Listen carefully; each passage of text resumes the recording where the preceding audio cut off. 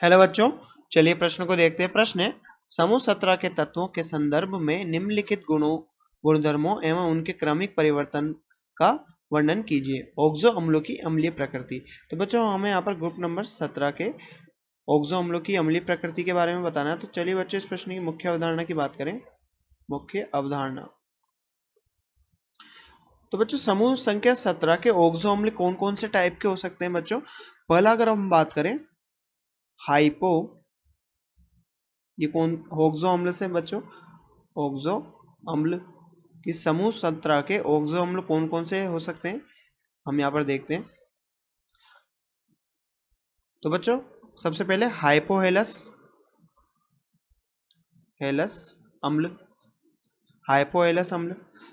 बच्चों इसका सामान्य सूत्र क्या होता है हाइपोहेलस अम्ल का, HXO। और बच्चों इसकी ऑक्सीकरण संख्या यहाँ पर क्या होती है, इसकी ऑक्सीकरण संख्या होती है बच्चों यहाँ पर +1, या फिर हम बोल सकते हैं ये +1। तो बच्चों +1 इसकी ऑक्सीकरण अवस्था होती है।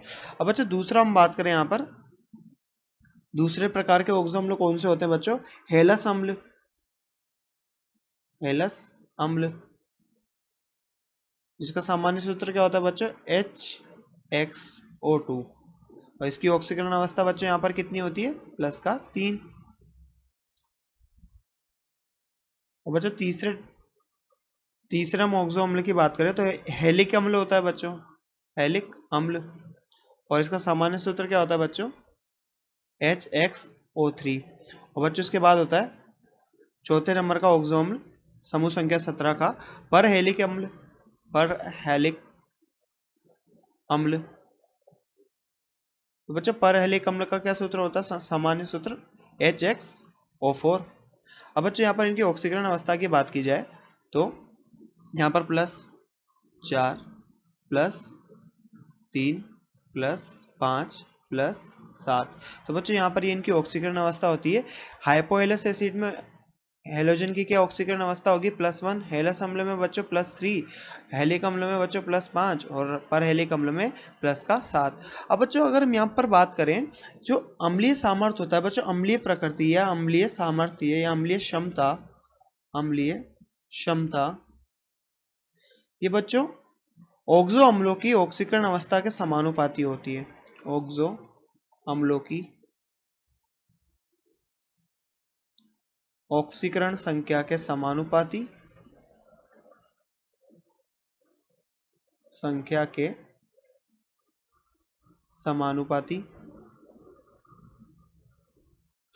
और तथा ये बच्चों व्युत्क्रमानुपाती होती है किसके, ये बच्चों व्युत्क्रमानुपाती होगी आकार के, यानी बच्चों अम्लीय क्षमता, या फिर हम बोल सकते हैं बच्चों अम्लीय क्षमता समूह में ऊपर से नीचे जाने पर कम होती है, समूह में ऊपर से नीचे जाने पर कम होती है। तो बच्चों ऐसा क्यों होता है, अगर हम बात करें यहाँ पर किसी भी ऑक्सो अम्ल की, मान लीजिए हम हाइपोहेलस की अम्ल की बात करें तो ये OHF।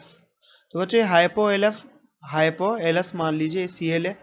तो जैसे ही बच्चे यहाँ पर प्रोटॉन निकलेगा तो यहाँ नेगेटिव आएगा। अब इस नेगेटिव को स्थायित्व प्रदान करने के लिए बच्चे यहाँ पर वो वाला तत्व जोड़ा होना चाहिए जिसकी इलेक्ट्रॉन नेगेटिविटी क्या हो, ज्यादा हो। अगर इलेक्ट्रॉन नेगेटिविटी या विद्युत ऋणता ज्यादा होगी तो यहाँ पर स्थायित्व बढ़ेगा, और स्थायित्व बढ़ने से बच्चों क्या होगा, अम्लीय प्रकृति भी बढ़ेगी, अम्लीय प्रकृति बढ़ेगी।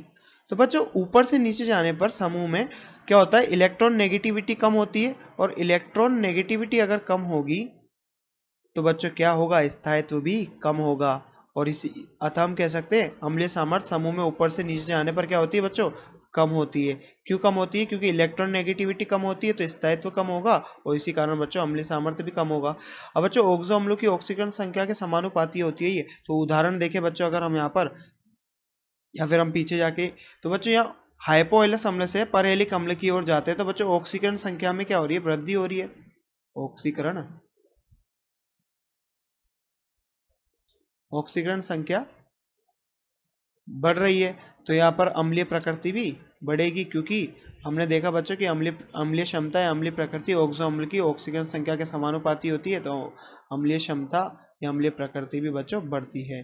तो बच्चों जैसा कि हमसे प्रश्न में पूछा गया था, समूह 17 के तत्वों के संदर्भ में निम्नलिखित गुणों और उनके क्रमिक परिवर्तनों का वर्णन कीजिए। तो बच्चों हमने यहाँ पर ओक्सो अम्ल की अम्लीय प्रकृति के बारे में बात की। तो चलिए बच्चों अब यहाँ पर इनके कुछ उदाहरणों की बात करें। अगर उदाहरणों की बात करें तो हम यहाँ पर हाइपोक्लोरस अम्ल से स्टार्ट करके पर क्लोरिक अम्ल तक जाते हैं बच्चों। तो HClO, फिर बच्चों HClO2, फिर HClO3, फिर HClO4। तो बच्चों यहाँ पर लगातार Cl की जो ऑक्सीकरण संख्या है वो बढ़ रही है, +1 से +3, फिर +3 से +5, फिर +3 से +7। तो बच्चों यहाँ ऑक्सीकरण संख्या बढ़ रही है, तो यहाँ पर अम्लीय क्षमता भी बढ़ेगी, अम्लीय क्षमता बढ़ेगी। और अम्लीय क्षमता बढ़ रही है बच्चों, तो हम यहाँ पर कह सकते हैं ऑक्सीकरण संख्या, ये क्यों हो रहा है ऐसा, क्योंकि ऑक्सीकरण संख्या बढ़ रही है, ऑक्सीकरण अवस्था या OS बढ़ रही है इसलिए। अब बच्चों हम यहाँ पर दूसरे उदाहरण की बात करें, जिसमें बच्चों हम समूह में ऊपर से लेकर नीचे वाले उदाहरण लेते हैं। तो बच्चों हम यहाँ पर हाइपोएलस अम्ल के उदाहरण ले लेते हैं। HOF, H या फिर HOF, HOCl, HOBr, HOI।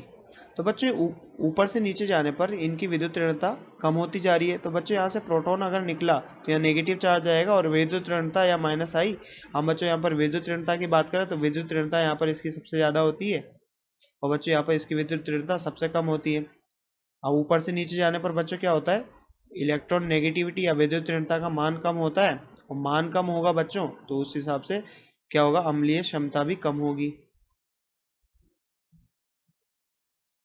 क्योंकि स्थायित्व कम होता है।